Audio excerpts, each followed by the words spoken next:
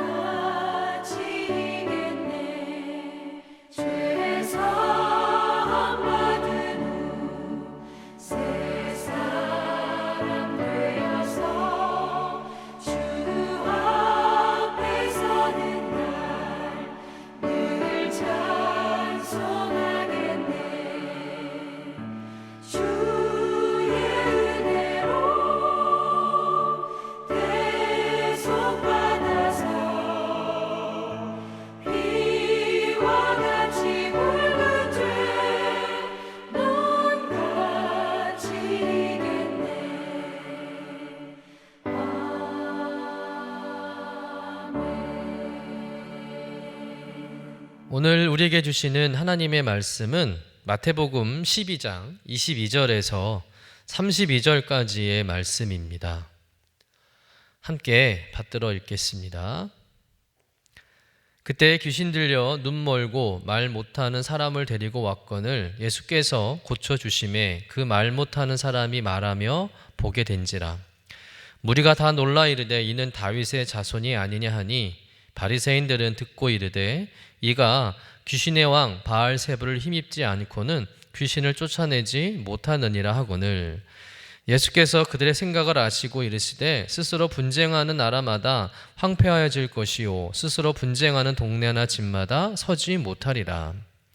만일 사탄이 사탄을 쫓아내면 스스로 분쟁하는 것이니 그리하고야 어떻게 그의 나라가 서겠느냐.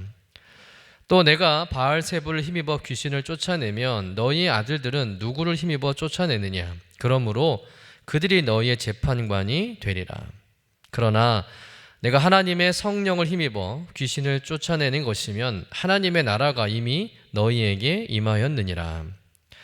사람이 먼저 강한 자를 결박하지 않고서야 어떻게 그 강한 자의 집에 들어가 그 세간을 강탈하겠느냐? 결박한 후에야 그 집을 강탈하리라. 나와 함께 아니하는 자는 나를 반대하는 자요, 나와 함께 모으지 아니하는 자는 해치는 자니라. 그러므로 내가 너희에게 이르노니 사람에 대한 모든 죄와 모독은 사하심을 얻되 성령을 모독하는 것은 사하심을 얻지 못하겠고, 또 누구든지 말로 인자를 거역하면 사하심을 얻되 누구든지 말로 성령을 거역하면 이 세상과 오는 세상에서도 사하심을 얻지 못하리라. 이는 하나님의 말씀입니다. 아멘. 마태복음 12장의 말씀은 예수님과 바리새인들의 갈등이 점점 격화되고 있는 장면의 말씀입니다. 예수님께서 공생애 동안 가장 많이 부딪히셨던 대상은 로마 권력자도 아니고 죄인도 아니었습니다. 바로 당시 종교적으로 가장 경건하다고 여겨지고 백성들의 영적 지도자로 인정받는 바리새인들이었다는 거예요. 그러나 처음부터 이렇게 경연했던 것은 아닙니다. 초기에는 안식일 논쟁이 있었습니다. 안식일에 병자를 고쳐주신 예수님을 보면서 바리새인들이 율법을 어겼다고 문제를 제기했었습니다. 이 논쟁은 바리새인들 나름대로의 명분이 있는 문제 제기처럼 볼 수가 있는 거예요. 왜냐하면 자기들의 생각이 아니라 율법에 근거해서 문제를 제기했기 때문이죠. 율법을 해석하는 차이로 볼 수 있는 문제였습니다. 그래서 예수님은 바리새인들과 더 깊은 논쟁을 하지 않으시고 그들을 피하셨습니다. 그러나 오늘 본문에서는 예수님과 바리새인들의 충돌이 전혀 다른 국면으로 전개되고 있다는 거예요. 이른바 바알세불 논쟁입니다. 예수님께서는 귀신 들려 눈 멀고 말 못하던 사람을 고쳐주시게 되죠. 우리 본문 22절 말씀 같이 읽어보겠습니다. 그때 귀신 들려 눈 멀고 말 못하는 사람을 데리고 왔거늘 예수께서 고쳐주심에 그 말 못하는 사람이 말하며 보게 된지라. 한 사람이 귀신에 들려서 앞도 못 보고 말도 못하는 거예요. 그런데 예수님께서 귀신을 쫓아내 주셨습니다. 그러자 그 사람이 말도 하고 앞도 보게 되었다는 거죠. 누가 보아도 이것은 분명한 회복의 역사고 생명의 역사입니다. 이 결과에 대해서 많은 무리가 놀라워하며 이렇게 반응하죠. 이는 다윗의 자손이 아니냐, 혹시 예수님이 메시아가 아닐까라고 생각을 했다는 것입니다. 그러나 바리새인들이 이렇게 말합니다. 이 사람이 귀신의 왕 바알세불을 힘입어 귀신을 쫓아낸 것이다 라고 말하고 있다는 거예요. 이것은 단순한 해석의 차이가 아니라는 거예요. 이제 바리새인들의 문제 제기는 명분을 완전히 잃어버린 악의적인 비난이 되었다는 것입니다. 안식일 논쟁이 해석의 문제였다면 바알세불 논쟁은 의도를 가진 공격이었다는 거예요. 한마디로 말하면 예수님을 무조건 잘못된 사람으로 몰아가려는 시도라는 것이죠. 오늘날 표현으로 말하자면 거짓 뉴스 또는 악의적 프레임 씌우기라고 볼 수가 있는 겁니다. 여러분, 왜 바리새인들이 이런 악한 행동을 하는 것일까? 우선은 예수님을 인정하고 싶지 않은 거죠. 귀신 들린 사람이 고침받는 것은 부인할 수 없는 사실입니다. 그리고 그 귀신이 예수님의 능력으로 고침받은 것도 다 압니다. 그렇다고 예수님을 인정하게 되면 자신들의 기득권의 자리가 위태해진다는 것 또한 너무나 잘 알기 때문이죠. 지금까지는 자신들이 백성 위에 군림했었는데 예수님을 스스로 인정하게 되면 자신들이 밀려날까 두려워지게 된 거예요. 그래서 아예 저 예수는 하나님이 아니라 사탄이다 라고 결론을 내버린 것이죠. 이 예수님께서 이러한 바리새인들의 악의적 의도를 간파하시고는 이전과는 다르게 바리새인들을 상대하고 계시다는 겁니다. 그동안 예수님은 바리새인들과 쓸모없는 논쟁을 의도적으로 피하신 적이 많았습니다. 그러나 이번에는 다르다는 거예요. 왜냐하면 이것은 단순히 예수님 개인에 대한 공격이 아니라 하나님의 성령을 행하신 일을 사탄의 일로 모독하고 왜곡하는 일이었기 때문입니다. 그래서 예수님은 더 이상 두고 보실 수가 없었던 거예요. 예수님 먼저 논리적으로 말씀하시죠. 26절 말씀 같이 읽어보겠습니다. 만일 사탄이 사탄을 쫓아내며 스스로 분쟁하는 것이니 그리하고야 어떻게 그의 나라가 서겠느냐. 무슨 말씀입니까? 귀신의 왕인 바알세불이 자기 부하인 귀신들을 쫓아낸다면 자기 스스로 왕국을 무너뜨린 일과 같다는 거예요. 여러분, 지금 이 말씀은 단순한 논리 싸움이 아닙니다. 예수님은 바리새인들의 주장이 사실을 설명하기 위한 해석이 아니라 결론을 정해놓고 끼워 맞추기 위한 악의적인 주장임을 드러내고 계시다는 거예요. 그들이 이미 예수는 아니다라는 결론을 만들고서는 그 결론을 유지하기 위해서 현실을 왜곡하고 있는 것이죠. 예수님은 이 논쟁의 중심을 정확히 짚으신 것입니다. 그리고 뭐라고 말씀하실까요? 본문 28절 말씀 같이 읽어보겠습니다. 그러나 내가 하나님의 성령을 힘입어 귀신을 쫓아내는 것이면 하나님의 나라가 이미 너희에게 임하였느니라. 이 일, 곧 귀신을 쫓아낸 일은 하나님의 성령으로 행하신 일이라는 거예요. 그리고 하나님의 나라가 이미 임했다는 것을 증거하고 있다는 것이죠. 여러분, 하나님의 나라는 눈에 보이는 정치적인 왕국이 아니라 이렇게 하나님의 성령이 통치하시고 다스리시는 사건인 줄로 믿습니다. 묶여있던 사람이 자유함을 얻고 어둠에 있던 사람이 빛을 보고 침묵하던 사람이 말하는 그 자리가 바로 하나님의 나라가 임하는 자리인 줄로 믿습니다. 그런데 여기서 한 가지 질문이 자연스럽게 따라옵니다. 그렇다면 누가 이런 일을 할 수 있냐는 거죠. 누가 묶인 자를 풀어 자유하게 할 수 있는가? 그래서 예수님은 곧바로 29절 말씀을 이어서 하십니다. 29절 말씀 같이 한번 읽어볼까요? 사람이 먼저 강한 자를 결박하지 않고서야 어떻게 그 강한 자의 집에 들어가 그 세간을 강탈하겠느냐. 결박한 후에야 그 집을 강탈하리라. 이 말씀은 비유의 말씀이죠. 여러분, 만약에 도둑이 어떤 건물에 들어가서 귀중품을 훔쳐온다고 가정해 보시길 바랍니다. 그런데 그 건물 안에 들어갔더니 덩치 크고 힘센 경비원이 딱 지키고 있는 거예요. 그 경비원이 두 눈을 부릅뜨고 지키고 있는 것입니다. 그러면 그냥 들어가서 귀중품 훔쳐 나올 수 있겠습니까? 그럴 수 없다는 것이죠. 먼저 그 경비원을 제압해야 하는 거예요. 그를 묶든지 움직이지 못하게 하든지, 어쨌든 그 건물을 지키는 힘센 존재를 먼저 무력화해야 그 다음에 건물 안에 있는 귀중품을 훔쳐 나올 수 있는 겁니다. 그처럼 지금 예수님께서 귀신을 쫓아내셨는데, 예수님께서 귀신을 쫓아내셨다는 것은 예수님께서 귀신보다 더 강하고 센 분임을 증명하는 것이 아니겠냐는 말씀이죠. 다시 말해서 사탄이 강한 존재인 것은 알겠지만, 그러나 사탄보다 더 강하신 예수님이 오셔서 그 사탄을 제압하고 결박했기 때문에 귀신을 쫓아내고 그 사람을 고쳐주게 되었다는 것입니다. 지금 예수님은 바리새인들에게 내가 사탄의 힘을 빌려서 한 것이 아니라 오히려 사탄을 결박했기 때문에 이 귀신 들린 사람이 고침을 받았다는 것을 말씀하고 있는 것이죠. 예수님은 지금 바리새인들에게 자신이 누구인지 어떤 존재인지를 돌려 말하지 않으시고 분명히 밝히고 계신 것입니다. 이것은 단순한 변명이 아니라 예수님의 자기 계시, 곧 자신의 정체성 선언의 말씀이라는 것이죠. 그런데 여기서 바리새인들의 문제점이 본격적으로 드러나게 됩니다. 이 정도 설명이면, 또 이 정도 증거라면, 이 정도 말씀과 능력이라면 사람이라면 한 번쯤은 멈춰서 생각해 볼 수 있는 것입니다. 그럼 혹시 우리가 틀린 것일까? 아니면 정말 예수가 진정한 메시아인가? 라고 질문을 해야 한다는 것이죠. 그러나 바리새인들은 멈추지 않습니다. 그들은 고민하지 않습니다. 돌아보지도 않고 오히려 더 완악해져 갔다는 거예요. 오히려 예수님의 이 말씀과 설명을 듣고도 그들은 끝까지 인정하지 않기로 결정합니다. 전혀 반성의 기미가 보이지 않는 거죠. 그러자 예수님께서 더 이상 논쟁을 이어가지 않으시고 바리새인들 향해서 경고의 말씀을 하십니다. 우리 본문 31절, 32절의 말씀 같이 읽어보겠습니다. 그러므로 내가 너희에게 이르노니 사람에 대한 모든 죄와 모독은 사하심을 얻되 성령을 모독하는 것은 사하심을 얻지 못하겠고, 또 누구든지 말로 인자를 거역하면 사하심을 얻되 누구든지 말로 성령을 거역하면 이 세상과 오는 세상에서도 사하심을 얻지 못하리라.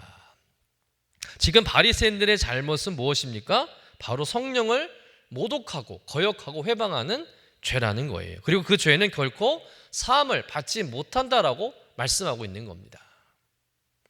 예수님께서 분명히 말씀하시죠. 사람에 대한 모든 죄, 모든 모독은 사하심을 얻을 수 있다. 무지해서 지은 죄, 연약해서 지은 죄, 심지어 말로 예수님을 거역한 죄까지도 회개하면 용서받을 수 있다라고 말씀하셨어요.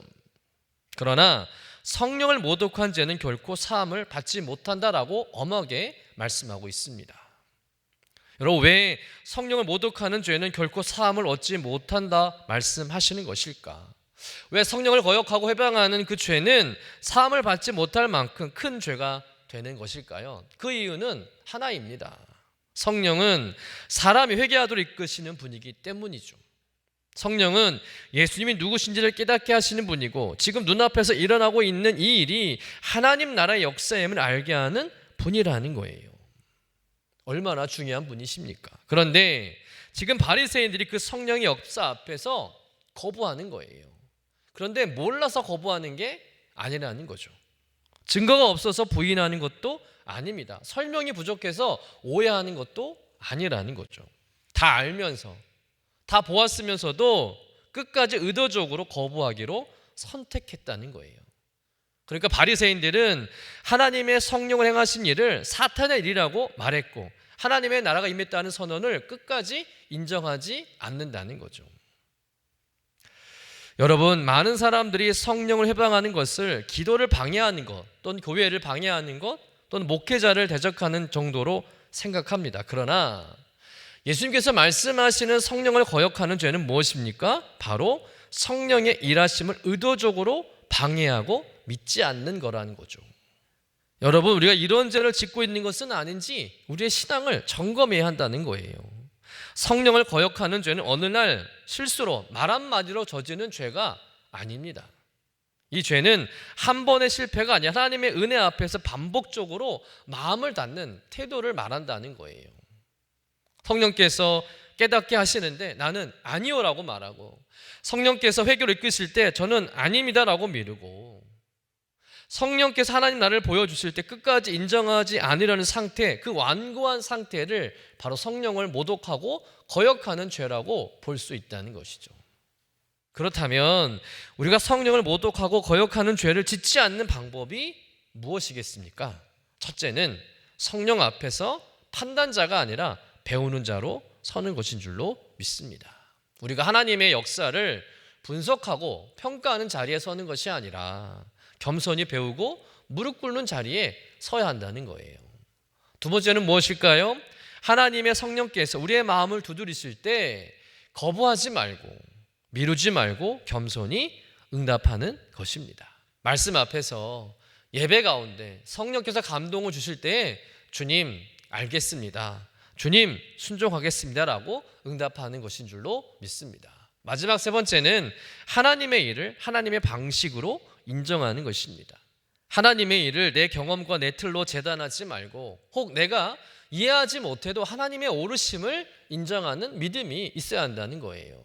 여러분, 성령을 행하신 일을 하나님의 일로 인정하며 그 나라 통치 안에 살아가는 삶이 가장 안정된 삶이고 가장 복된 삶임을 믿으시길 간절히 축원합니다. 오늘도 성령께서 우리 삶 가운데 말씀하시고 깨닫게 하시고 회개의 자료를 이끄실 때 아멘으로 응답하며 나가는 여러분 되시기를 주님의 이름으로 간절히 축원합니다. 기도하겠습니다. 거룩하신 하나님, 오늘 말씀을 통해서 하나님의 성령을 행하신 일과 또 성령을 거역하는 죄의 무게를 깨닫게 해주심을 감사드립니다. 주님, 우리가 때로는 바리새인들처럼 하나님의 역사 앞에서 판단하려 들고 내 생각과 기준으로 하나님의 일을 재단하려 했던 교만한 마음이 있었음을 고백합니다. 성령께서 깨닫게 하실 때 미루지 않게 하시고 성령께서 회개의 자리로 부르실 때 외면하지 않게 하시며 하나님의 나라가 임하는 현장을 보며 끝까지 마음을 닫지 않게 하여 주시옵소서. 주님, 성령을 해방하는 완고한 마음이 아니라 성령의 음성에 즉시 반응하는 겸손한 심령 되게 하여 주시옵소서. 판단자가 아니라 배우는 자로, 비판자가 아니라 순종하는 자로 하나님의 일을 하나님의 방식으로 인정하며 성령 앞에 무릎 꿇는 사람으로 살아가도록 인도하여 주시옵소서. 감사드리며 거룩하신 예수님의 이름으로 기도드립니다. 아멘. 하늘에 계신 우리 아버지여, 이름이 거룩히 여김을 받으시오며 나라가 임하시오며 뜻이 하늘에서 이루어진 것 같이 땅에서도 이루어지이다. 오늘 우리에게 일용할 양식을 주시옵고 우리가 우리에게 죄 지은 자를 사하여 준 것 같이 우리 죄를 사하여 주시옵고 우리를 시험에 들게 하지 마시옵고 다만 악에서 구하시옵소서. 나라와 권세와 영광이 아버지께 영원히 있사옵나이다. 아멘.